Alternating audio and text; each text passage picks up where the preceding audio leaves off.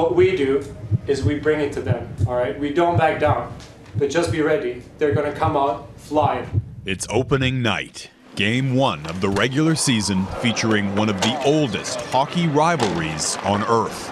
Forget Montreal, Toronto, or Chicago, Detroit. This is Oxford versus Cambridge. It's hockey night in England. The two elite university teams have been facing off since way back in 1885, more than 30 years before the first NHL puck drop. A rivalry as old as it is fierce.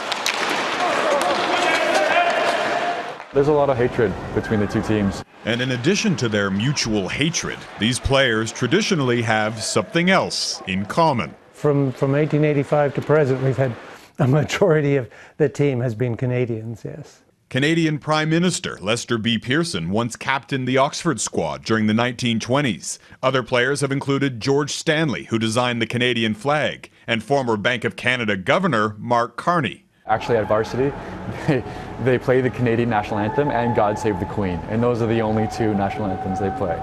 But in this rivalry, the Cambridge squad has long been the underdogs because of one significant disadvantage. Despite its storied history, Team Cambridge is homeless.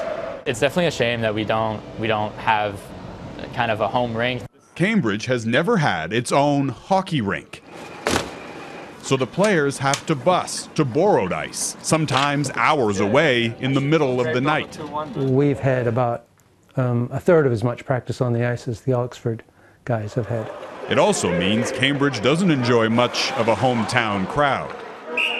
But these Canadians are working to change that. They finally raised enough money to break ground on a new rink in Cambridge later this month, to be completed by this time next year.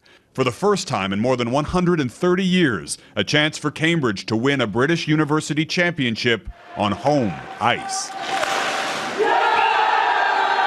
Jeff Semple, Global News, Peterborough, England.